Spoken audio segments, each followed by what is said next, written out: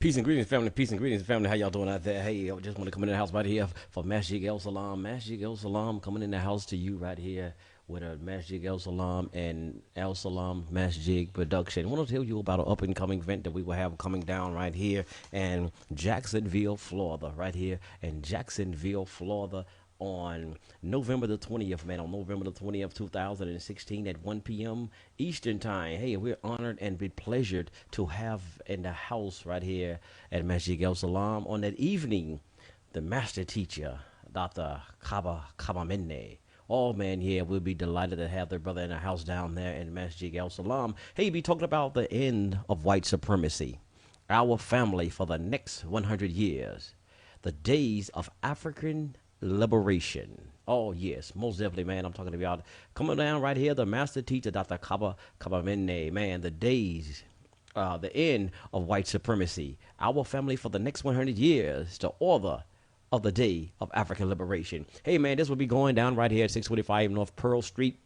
As y'all can see right there on the flyer. Indeed, man, I'm telling you, hey, this would be a great event. And there also would be a luncheon that you can have with the master teacher as well. Hey, let me tell you about the ticket information, man. You can get this ticket information. As you see, you can go to Masjid EL-SALAAM and get the information, the ticket information as well at Masjid EL-SALAAM. You can go there at www.masjidelsalaam and get that ticket information. Actually, the ticket information, y'all know it would be actually $35 in advance per person, $45 at the day of the event. But hey, you want to be in the house for that one. And actually also the luncheon, there would be a $20 fee to have a lunch. Oh yes, a personal lunch with the master teacher, Dr. Kaba Kamene as well. Hey, you want this will be going down, man, on a Sunday, November the 20th of 2016, man, at 1 p.m. Eastern time. You most definitely want to be in the house and go ahead and get those tickets information. Hey, you can go ahead if you want to be a vendor in the house down there. You got food you want to sell, books or whatnot. Hey, man, you still can get in there and get in there as a vendor as well. Just reach out one more time to the website, salaammasjid.com, salaammasjid.com, and asked about the procedures to get in the house to be a vendor in there on that day. Hey, Masjid EL-SALAAM and EL-SALAAM gift shop will be having an evening with the master teacher, Dr. Kaba Kamene. Man, talking about the end of white supremacy. Oh, man, we most definitely need to talk about that one right there, man. The end of white supremacy. Our family for the next 100 years, or order of the day of African liberation. Going down right here at Masjid EL-SALAAM at 625 North Pearl Street. We most definitely want to see you in the house on that day. Hey, thank y'all for tuning into this broadcast. Hey, we want to leave you with a little presentation of something right here. Thank y'all for tuning in right here to Masjid EL-SALAAM and EL-SALAAM Gift Shop Production.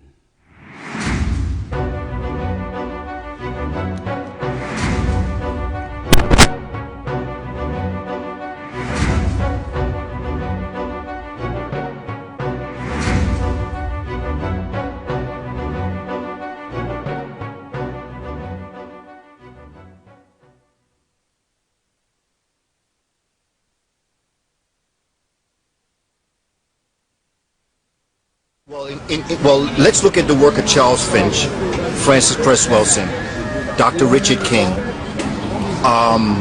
Dr. Carol Barnes. But more than that, let's go to biology and let's go to science. And let's look at the human organism. And let's look at the role that the sun plays in the lives of the human organism. And let's look at an organism that is born in a very hot climate by Glosier's law. Glosier's law says for an entity to be able to survive as organic life, it has to be born in a warm and temperate zone. In this warm and temperate zone, the human family born in Kenya, Uganda, and Tanzania is born, it nurtures itself, it educates itself. It begins to eat better. When it eats better, it thinks better. When it thinks better, it eats better. But in its reproduction, it reproduces itself in such numbers that now it's too crowded. So the human family starts to move. They move north, they move south, they move northwest, they move over into Eurasia, into Asia. Dr. Sheikh Anta Diop, Civilization or Barbarism, Part 1, talks about the development of the African that moves out of Africa into Europe and then moves into north of the 51st parallel, which literally would cut Ireland in half, it cuts England in half, it goes across Germany, Holland, straight across Asia. When you look at a map, there's a mountain that goes from one side to the other side that is almost like a polar cap that locks anyone in the 51st parallel in. There are 4 ice ages. There's the Gunz Ice Age, Mindel, Riss, and Worm. We don't worry about the first 3 according to Dr. Diop. We only worry about the last one because that's when the human family had moved and migrated into this part of the world. Ice Age hit. Temperatures dip down into 800 degrees below zero, sometimes 400 degrees below zero, and it lasts for generations, for thousands of years. There are generations of Africans that never saw the sun. It was only a mythological figure. It was at its best what it looks like on a cloudy day. This African, being born in this area, goes in the caves and puts on clothes because it's cold, just like we do right now. When it's summertime, in about 3 months, we're going to be out here and we're going to have tank top and shorts and everything else. Right now, we got all this on. The African finds himself in this cold region. It's extremely cold. In your skin, in your epidermis, you have 5 layers.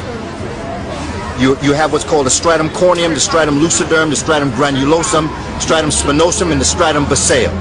In the bottom 2 layers, the basale and the spinosum, you have a biochemical known as 7-dehydrocholesterol. It sits in that epidermis, those parts of your epidermis. When the sun hits your skin, the light and heat energy is absorbed by this dark matter. It converts inactive D1, D2 into active D3. That is what is then shot throughout the entire organic body, and that's what begins to absorb calcium to bring the necessary things into existence for this human body to live. This dark complexion in the warm sunlight is natural suntan lotion.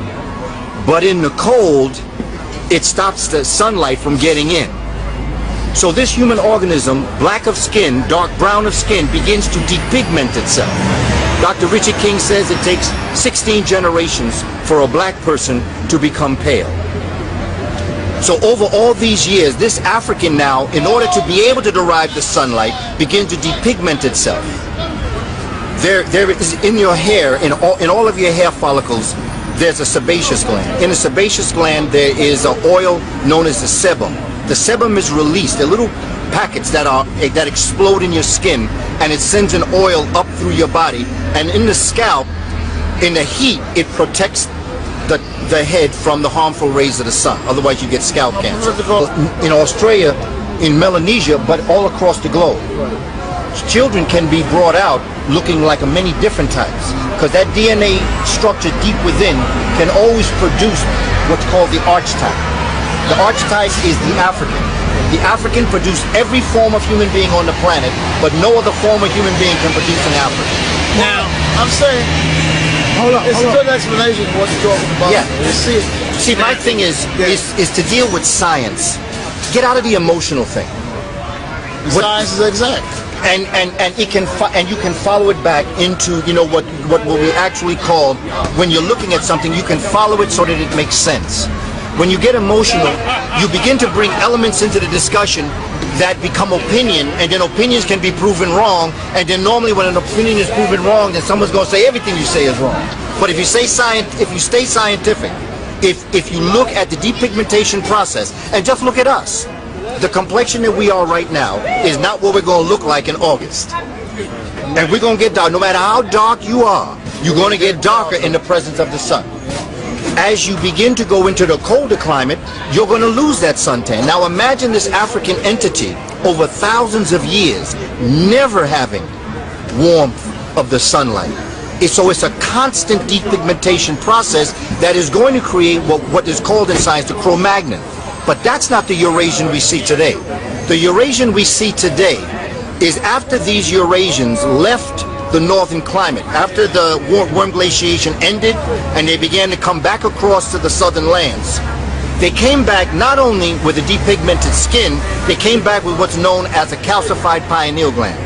Calcified pineal gland, a healthy pineal gland looked like a grape. A calcified pineal gland looked like a raisin. Okay, a raisin is all of the liquids sucked out of the grape. That's why it's called sun-dried. Okay? They came back with a warped mentality. That's the like raising in the sun. Yeah. And Black sun here. yes, and they come back with this concept, right? And so what they do is they forbid themselves to ever mate with the archetype. The first thing all of them should have done was found the biggest, blackest person to mate with in order to return back to the archetype. But what they did is they created xenophobic laws that forbid them. So they only mated with each other, so that the Eurasian we know today is not a mutation. It is a mutation of a mutation. Okay, now let me ask you this.